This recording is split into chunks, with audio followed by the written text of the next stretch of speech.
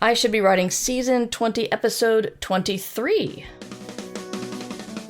Well, I should be writing. I should be working on my craft. I should be writing. I should be submitting my next draft. But I'm sitting home watching Doctor Who. Hi there, welcome to I Should Be Writing. This is a podcast for wannabe fiction writers, and I'm your host, Mer Lafferty. Been writing professionally since 2014 and podcasting since 2004. So there are my credentials. If you want to listen to somebody on the internet, make sure they have credentials. It doesn't even have to be me, but this is what I do. It's available on podcasts where you find podcasts and live on Twitch, usually Thursday afternoon to 3 p.m. Eastern, but not today because it's Friday. But I am delighted to welcome to the show Waubgeshig Rice, author and journalist, which we're going to get into there, and the newest book being Moon of the Turning Leaves. How are you, Waub? Hey, Mer, I'm doing great, thanks. Really appreciate you having me on. I'm delighted to have you. I'm sorry it took a little while to get you here, but now, I know publicists always want like the big push at release or before, but I'm always really delighted to hear somebody cool talking about their thing and have it available so I can just go buy it now. So I'm hoping we can get some people excited about your books. You're an author, journalist, and award-winning, best-selling fiction and reporter. It's daunting to be in such professional world. You want to know why I tried to be a journalist and I dropped out of the journalism school. And so I'm in awe of people who can do that because I fell on my face. Well, yeah, honestly, you're probably better off now because the industry is a shadow of itself. Yeah.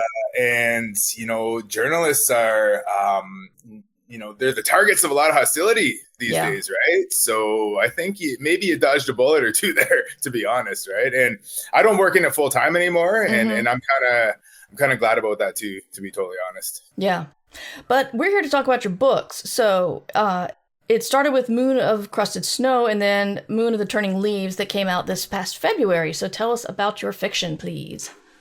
Yeah, so Moon of the Crested Snow, I guess, was the book that sort of got me out there into the wider world of fiction. I had two books earlier with a much smaller press, with a much smaller audience. But still, those are really valuable experiences for me in terms of, writing and getting published and so on, right?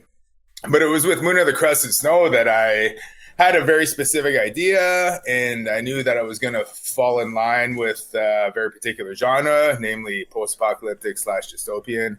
And that story is about a reserve in Northern Ontario, a Anishinaabe community that endures a world-ending blackout.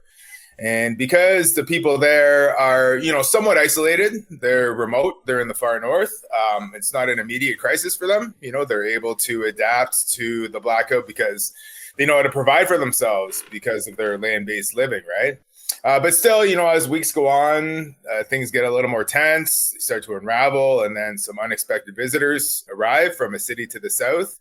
And then the community is forced to make some tough decisions. And without giving too much away about that story, at the end, the community creates a new settlement away from their reserve in the bush. And then with Moon of the Turning Leaves, we sort of pick up 10 years into the future after the end of Moon of the Crested Snow, focusing on this new settlement and the same people, same community.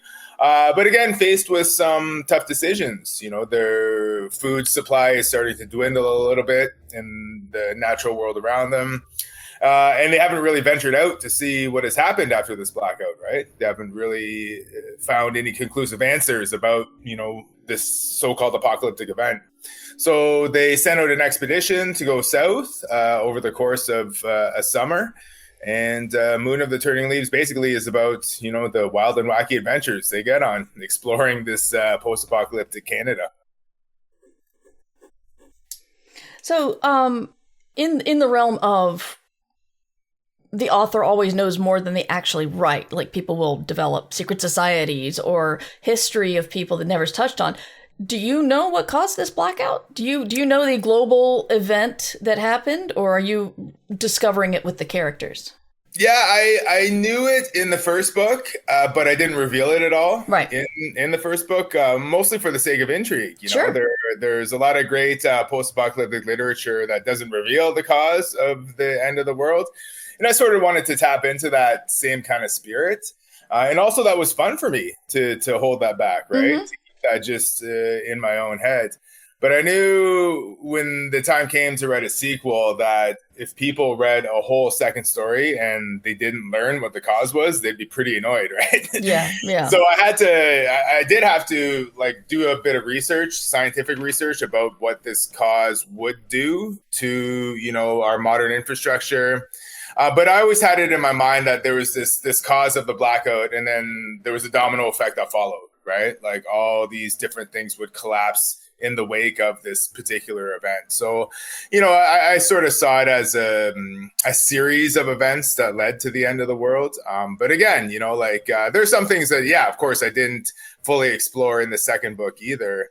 And I think, you know, when you're writing, you have to have as full a picture as possible before you home in on some things, right? And you need some sort of backup plans too. Like there are some things that I dreamed up that I didn't end up writing about because I didn't necessarily need to, you know, like there was enough there to carry the story with the writing that, you know, exists now in the final version, right? So yeah, there's some things that are withheld. But I think, you know, in terms of playing it all out, you really have to broaden that view as much as possible. Right. So how much post-apocalyptic fiction did you read? Okay, that's a two-part question. Were you a fan of it before you conceived this book, and how much did you read then? And how much did you read for, not necessarily research because it's all fiction, but, you know, to see what other people have done? Yeah, good questions. You know, I would say I was, you know, a pretty big fan. Going back to some of the books that I read in high school, you know, the classics of the so-called canon, like Brave New World, you know, 1984, Fahrenheit 451, Lord of the Flies, The Chrysalids, et cetera, right? Like, I really enjoyed those as a teenager, mostly because they were a fun and kind of scary way of looking at the future. You know, it was neat to be speculative in that way. And I think that's where the seed was originally planted, you know, and then, you know, from there, it dipped into a bit of sci-fi, a little bit of fantasy. And as, you know, I got into my 20s and 30s, you know, there were a few books over that time that I think I really latched onto. Of course, there's The Road by Cormac McCarthy, you know, that was influential for sure. But there's some really good books by indigenous authors that look at this idea of the end of the world in a modern context, but more so building on the knowledge of how having already survived apocalyptic moments as indigenous people. So there's a novel called The Marrow Thieves by Cherie Dimaline, which came out in 2017, I believe. There's Future Home of the Living God by Louise Erdrich. You know, that's another great you sort of look at an indigenous perspective of the end of the world. But also, you know, there's some older books that I got into more recently that I think I may have been deprived of in that high school curriculum, you know, like Parable of the Sower by Octavia Butler. Yeah. You know, that's a book I should have read in high school, but, you know, we were only reading white men in the curriculum back in the 1990s, right? So, you know, it was really, I think, motivating and inspiring to read that book, you know, in, you know, 5-6 years ago, whenever it was that I first read it. But again, you know, I just wish I had that when I was younger because it would have helped broaden my perspectives on the whole genre, right? But nowadays, you know, we're seeing a lot more authors from various backgrounds exploring ideas around the end of the world. And so there's some exciting stuff happening for sure. Yeah, definitely. Thank you for the list of that. Well, the books you mentioned will be in the show notes. Great. To check it out later. So you said you have you learned some things with your experience with small press. As this is a podcast for beginning writers, some of them may be looking either self-pub or small press for their first couple things. And I wanted you to talk about what you did learn, because you hinted at that. Yeah, I think starting with smaller presses was really influential in my own development as a writer. There's a degree of intimacy there. And a really, I think, strong and supportive relationship you can build with both your editor and your publisher. If you're working with a company that has a staff of maybe just a few people, like everybody's in it together, and of course, there aren't the big resources like a whole design department or a whole marketing department or anything like that. But at the same time, you can have those really enlightening and candid discussions about your collective vision for a story or for a book, and if you don't hit those marks that you all aspire to at the same time, you're in it together, right? And I think for me, as I was learning to be a writer, because my background is in journalism, being just a fan of fiction throughout the course of my life, I think that's really how I learned how to write fiction, is just by reading it. So I don't have like a educational background in literature or sort of formal education in it. So I think I really needed to learn about the process of, planning a novel, drafting it, revising it, and so on. And with like an intimate collective like that, it's really hands-on, and it's really, I think, a positive learning experience when you're working with a smaller press, I think, right? So I've since, published with larger presses, especially with the most recent book. And of course, still a great positive experience too. Largely, I think, because of the learning that I had starting out with smaller presses, So, I always encourage people to, look to those, you don't want to call them artisan presses or anything like that, but like those real community-based presses that I think look out for you and look out for the story and really help you develop not just your skills as a writer, but your knowledge of the industry too, that they can really guide you through the ins and outs of what can be a pretty hostile industry, right? Yeah. So I'm totally grateful for, getting my sort of feet wet with smaller presses. And that doesn't mean I won't publish with them again. Of course, I want to, maintain those relationships and think about different opportunities to work with them again too. Oh, definitely. One of those books was your short story collection, Midnight Sweat Lodge as well. Yeah, that was. I read a little bit about that. That was very well received. Thanks. With your background in journalism, a lot of writers have major imposter syndrome for whatever reason, but I was curious how your background in journalism helped your confidence as a debut in, I got this because I already know how to make the sentences and stories. Is it just like making it, turning on the fiction and the nonfiction, or did you have any sort of mental blocks to yourself on the confidence of becoming a fiction writer? I think that the biggest help or the biggest benefit of working as a journalist and then transitioning into being a novelist was the daily editorial process, of having a story that I wrote, on the day's events, and then being edited at the end of the day before the story went to air or before the story went online or whatever else, right? Like having a producer or an editor go through the whole copy, and really pick it apart, be critical where they need to, ask for rewrites where they want, and also to boost the things that work well, So to have that on a daily basis is huge. And actually, Stephen King, in his On Writing book, he mentions that too. Like one of the best learning experiences he had was when he was younger and had I think he had an internship or just a shorter contract with a local newspaper, right? And having that line by line editing process on a daily basis is what really helped him build that confidence and that thicker skin too, yes. Because when you're having those words picked apart or those sentences picked apart, you're less precious about them. You're like, oh yeah, ultimately words are expendable. you just pick different ones. There's lots of them to go through, there's different ways to describe things. So that's what I take away the most from my journalism career. And, having a novel edited is obviously a very different process. It's a much bigger thing. But I think I was able to sort of kiss some of those sentences goodbye more easily, when my editor would say, oh, this doesn't work at all, delete this or rewrite this or whatever. It'd be like, okay, like that. There's another expert who has a very keen eye, who just wants the best for the story. And that's what the editorial process is.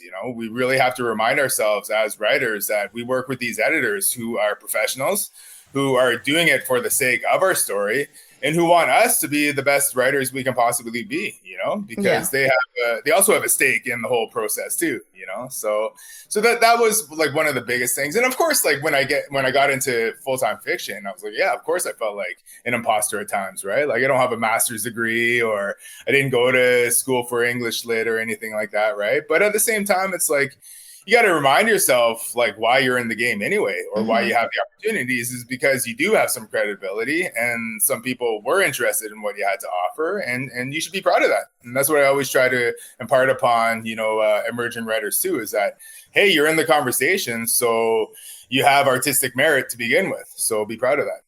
That's excellent. I really like that. So one thing I loved about Moon of Crusted Snow being the slow burn of the fact that things do go wrong and everybody just shrugs it off because they're used to dealing with life in a much less screen-focused world. So it's just, the phones are down, or the TV's not working or something. But how did you work that pacing? Because it just starts out so pleasant. Yeah.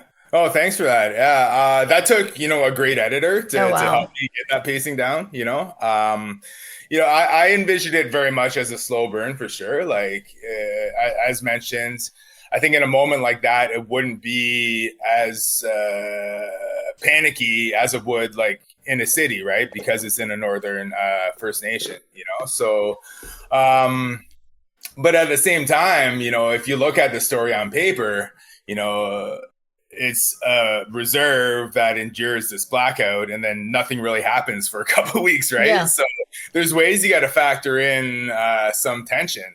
And, I think that emerges in different ways in the first book. I had to include some dream sequences, like to move it along a little bit.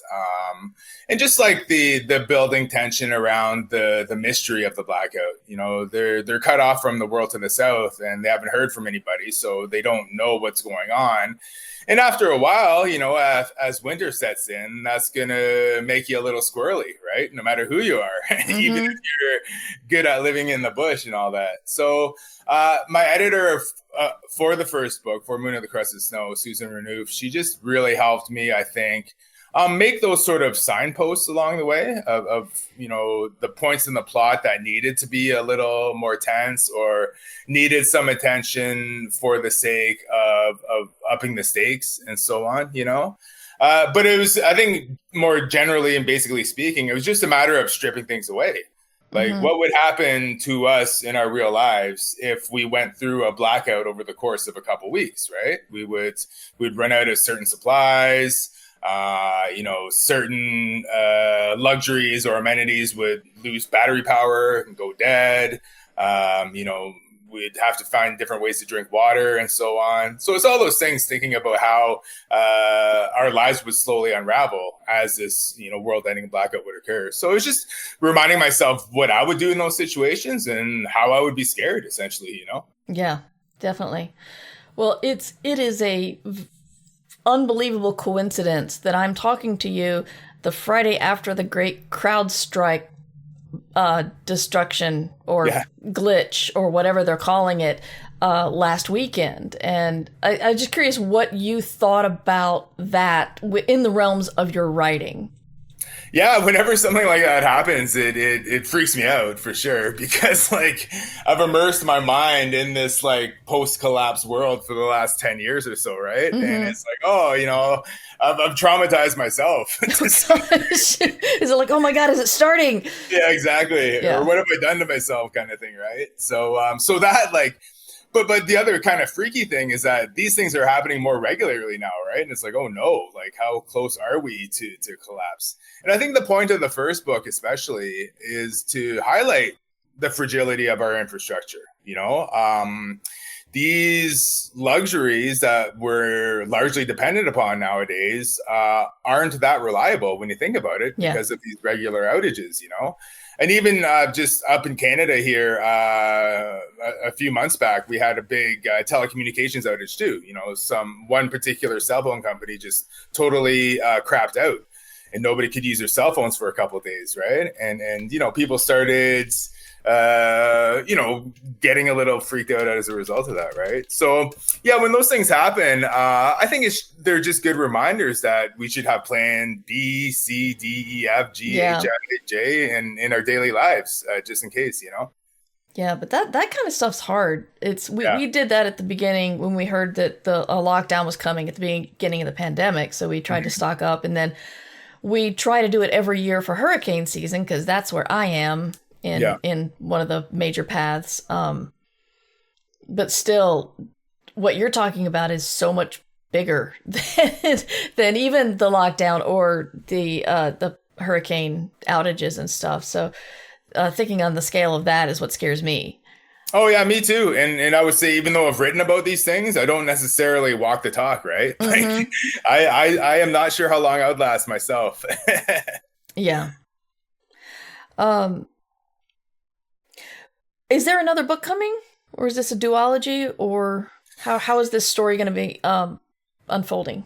I think there will probably be another story someday, just not right away. I kind of need a break from this world for a little bit, you know, as enriching as it has been for me to spend all these years with these characters in this scenario. And really, like, a big point of both stories is, trying to encourage people to rekindle their connections with the natural world around them and derive hope from that, right? Like, I had to, try to make myself hopeful as I was writing them, but at the same time, you're still writing about death and despair and destruction, Yeah. So at some point, I needed a little break. So I think, I'll write something next that's a little more comedic or lighthearted, probably more in the straight up literary genre, But this set of stories, this duology at this point, has just, provided me so much joy and so many opportunities and so many great connections with readers and writers and so on, right? That, I feel like I owe it to the characters in the story to revisit them, and I owe it to readers too, because they are the ones who encouraged me to write a sequel in the first place, right? And I guess I owe it to myself, because it's been the greatest creative endeavor I've ever been involved in, and I just feel so fortunate that I've been able to write both of these stories. So yeah, I think there will be a part 3 someday. I think I'll start seriously trying to imagine it maybe in about 5 years time or so. And the more I let that gestate, the more I think, oh, maybe there could be a part 4 too. You never know. Right? So yeah. So we have from Underpope. I'd never thought of. Oh wait, everything just scrolled for a moment. Thought of how First Nations people had already gone through the apocalypse. I need to read more post-apocalyptic fiction by such writers. Do you have any recommendations? We did talk about Marrow Thieves and Future Home of the Living Gods. Are there any more that we should look out for? Yeah, there's a Canadian Cree writer named Harold Johnson. He wrote, a post-apocalyptic futuristic story called Corvus, Corvus. And it sort of taps into just that knowledge of having been there before and creating a new society or a new realm, with that knowledge of rebuilding, right? And I think, we'll see a lot more exploration of this genre from Indigenous writers because of that lived experience. There is an anthology called Love After the End It's edited by Joshua Whitehead. It's a series of short stories that are exactly about imagining the future, I guess an empowered and sovereign future created by indigenous storytellers, right? So that's another recommendation I think I'd leave with your viewers. Great, thank you. So here's a question. Why did you decide to go, well, you didn't go like straight from journalism to fiction and then leave journalism behind, but why did you go looking into the fiction area as a journalist? Well, I mostly because I'd always been really interested in it, been an avid reader since I was a kid. And it was like, it was a hobby, for a long time, just to write creatively in my spare time. But the more I did it, the more I became passionate about it, and, never really imagined it would be a full-time career at any point, right? Just because, we all know the realities of the industry. But again, I was just very fortunate that Moon of the Crested Snow found some readers and that those readers were very enthusiastic, right? So it was a bit of a leap, quitting my day job 4 years ago to write Moon of the Turning Leaves. But, I'll give full credit to my wife, who's hugely supportive in me making that decision. We sat down about 6 months before I quit my job at CBC as a journalist. And, when I had the prospect of a contract coming, and we just looked at the numbers and the potential employment opportunities, because I would be freelance, right? Mostly after quitting my job. And, it seemed to add up pretty well. And I was fairly confident in that I'd be able to find enough work to, support us as a family, right? Because that's the biggest thing of making that decision. Yeah. So yeah, it was, and it was a dream come true too. Like when you're creating, stories in your spare time, it's a labor of love. You are tapping into a creative spirit that, has been nurtured by the people around you, by your peers, by yourself. And then to go all in is scary for sure, but it's like hugely energizing. It's like, oh, wow, if I can do this, then that's going to be awesome. And if it doesn't work out, like, you have to accept that in advance too, that there is a serious prospect of failure, so you got to have, a plan B after that too. Right. But, it was just a matter of planning that all out and just giving it a shot, so, it's not always going to be that way for me. Things, very well could dry up, but for now, it's just been a very fortunate ride. That's great. I feel like you've given us a lot of good advice for beginners already, but if I could ask you for one specific thing you'd tell like your old self before you started doing fiction, one thing you might like to do better, or any advice that you wish you see newer writers not make, or decisions they don't make. Anyway, advice for new writers. Do you have any more than you've already given me more than most authors have. So this has been great, but do you have any more?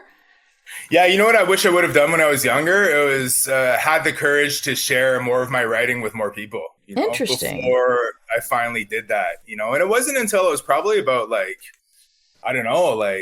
27, 28, after I'd been writing as a hobbyist for, more than 10 years, that I actually started saying, hey, do you mind reading my short story or my manuscript and giving me feedback? I really kept it to myself for a long time, right? And people, of course, that I would ask would be very kind and constructive with their feedback and criticism, right?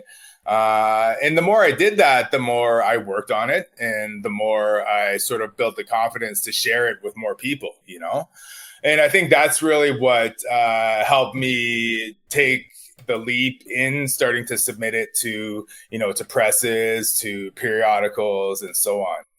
And then, just also getting those rejections is hugely character building too, right? Yeah. You need to have that too, but you're not going to do that until you actually start sharing it with people in the first place. Yeah. So, that's not to say I regret how my path has unfolded, but I kind of wish that I, started sharing it with more people when I was younger, just to develop it a little more.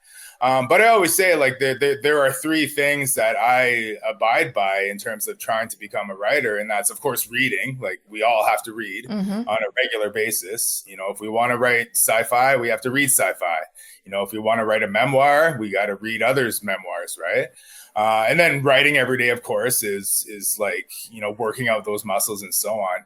And then, the biggest thing for me, I think, was finally sharing it with people, asking people for feedback, whether they were friends or, sometimes I will hire people just to, give me some constructive feedback, right? To be beta readers and so on. That's what I would encourage people to do more of if they're able to, is just spread it around and, absorb the feedback that comes in. How do you find your beta readers? Because a lot of people ask me that, and I don't use them, so I don't really know. It's mostly people I know in my networks. Mm-hmm. People who are either friends or peers or contemporaries. Because I know how long it takes to read a novel. It can take 6 to 8 hours for something that's 300 pages. Yeah. Otherwise, if I don't pay them, I'll offer to reciprocate. I'll be like, if you read mine, I'll read yours, kind of thing, right? Mm-hmm. And that can be a pretty good relationship builder too. I'll look for people in like, I guess, my genre or my industry, and thankfully I have friends who are in the spec-fic world who will do that for me. Thankfully. Great. Space Valkyries asks, how do you tackle revising? Asking for a me, currently terrified of revisions. I think it's really adjusting my attitude towards it and reminding myself that it's all for the sake of the story. Revising will make it better. Some, I guess, edits or some feedback from the editor, may be tough to swallow at first, but it's a matter of just taking the whole thing in perspective and knowing that tweaking this part or removing this part will benefit the sum of the story eventually, Mm-hmm. And I think, as that goes on, it develops a momentum, especially if you're going back and forth with an editor. Like you're able to find a more efficient process as you go along. But also before that, revising on your own, you can be a bit of a slug, right? Like, yeah. I always work up until about a second or a third draft before I submit something to an editor or to somebody else. And I think taking some time in between really helps, So I'll finish one draft and maybe take like 2 weeks to maybe a month off. Just let it sit. Yeah. And come back to it with like somewhat fresher eyes and somewhat of a distance. And I think that helps like the emotions around the whole thing settle. And it hardens you a little bit too, to the process. It's like, okay, I got to sit down and do some revisions on my own to tighten this up, kind of thing, So it's a big mental game overall, I think. Mm-hmm. Well, if you have any more questions, please put them in the chat. I have really enjoyed talking to you, Waub. I know we have at least one sale from the chat. People are already excited about getting your books. I appreciate that. Thank you. Miigwech. And, but yeah, when you write something lighter or with more humor or something, let me know. We'd love to have you back. Because talking about writing in different genres is a definite challenge and something that I like to cover. Mm-hmm. Oh, I'd be happy to come back for sure. Great. So where can we find you online? You can find me on Instagram. That's what I use the most, at Waub, at WAUB. I'm still dabbling here and there on X, formerly known as Twitter, at the same handle, at WAUB. And if you type my full name into Facebook, Waubgeshig Rice, you'll find my page there. So mostly on those 3 platforms, but I have a website. It's just waub.ca, waub.ca. And that's where you'll find interviews, tour dates, et cetera, et cetera. Fantastic. Thank you. Do you have a tour coming up? I have a couple of Canadian dates next month in August. I do have one American date in Grand Rapids, Michigan. I think it's November 6th or 7th, but I'll be posting that on my website. And that'll be my first American reading, and I'm really great. stoked. Yeah. Well, we do have a lot of Canadian fans of the show, so I'll tell them to look out. Sweet. Cool. Thanks. Yeah, and you can find me at merverse.com, and I'm on the Instagrams and mostly Instagram these days. I need to get more active. Twitter kind of killed my taste for social media, and that's not good. So I need to come back. But right now, just search for Mighty Myrrh, and you'll probably find me. And if you want archives or ad-free episodes or early episodes, you can support at patreon.com/mightymyrrh, where you get access to all of that, plus a great writing community. So that's it for me. Waub, thank you so much for your time, and everyone go buy those books because it's a really interesting post-apocalyptic take. I enjoyed it very much. Right on. Thanks a lot, Murray. This was hugely enjoyable. I really appreciate you having me on. Awesome. And everyone else, you should be writing. Thank you for listening to I Should Be Writing, the longest running writing podcast in existence. This episode was made possible by the Fabulous, who support the podcast via Patreon or Substack. Join the Fabulous at patreon.com/mightymyrrh or mightymyrrh.substack.com. Theme music provided by John Anelio, art provided by Numbers Ninja, and podcast hosting provided by Libsyn. This episode is released under Creative Commons Attribution Non-Commercial No Derivatives 4.0 license. You can find all of my books and podcasts at merverse.com.